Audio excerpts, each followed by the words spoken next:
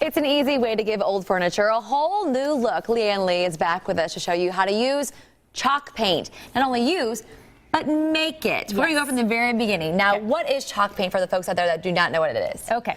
Chalk paint is actually a chalk style of paint, and it's was designed to transform furniture to make it look vintage. Vintage look. Yes. Now, distressed a little bit. Exactly. Now, chalk paint is actually a name brand for a product that Annie Sloan created. It's like Kleenex is for tissues. Got it. So we are going to work with chalk style paints today. Okay, so you can make it at home, and there's a big difference in the price.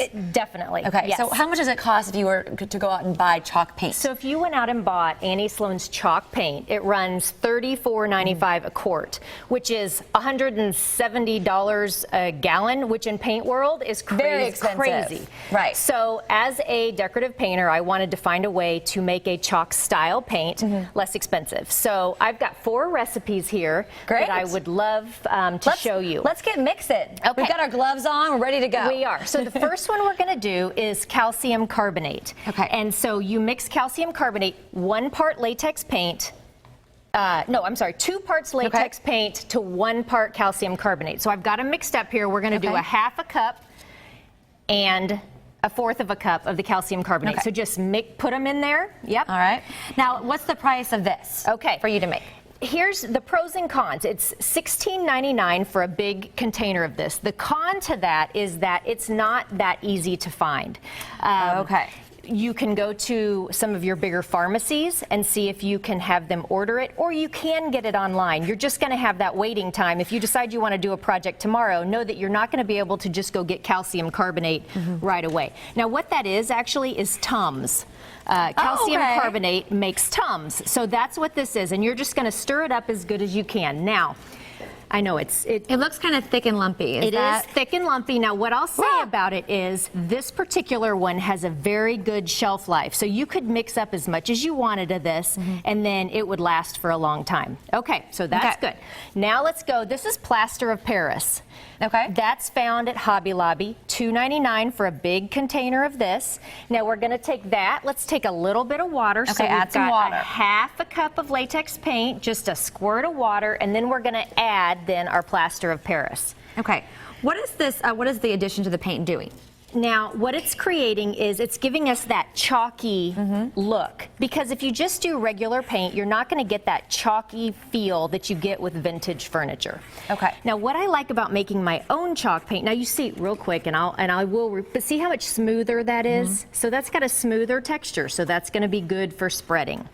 Okay. All right, let's move on to this. Now, this is unsanded grout.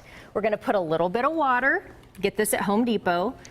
Get your unsanded grout, and then once again your paint. Now I'm unsanded grout. I'm using Sherwin-Williams Interesting Aqua. What I like about making my own paints is I can use my own colors.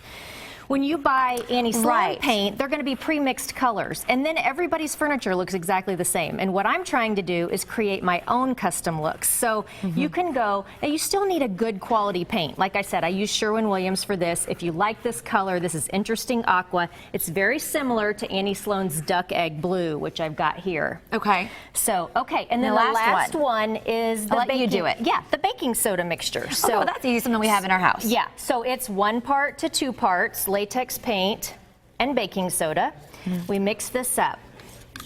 Now, I will tell you that some things I found out as I was using these. The grout mixture sets up way too fast. You do not have long at all to work with that. You have to work fast. Get it up there. Fast, yes. And then if you make a mistake or something, then you're like, ah! Exactly, yeah. I can't go back and retouch it. No, you have to start it up again. So here's the baking soda mixture. So what I found out when I spread these out across the board is I really like the calcium carbonate the best. It may be a little harder to get, but it's definitely worth it. Plaster of Paris was probably my next favorite. It was smooth, it went on nice, 1 coat coverage.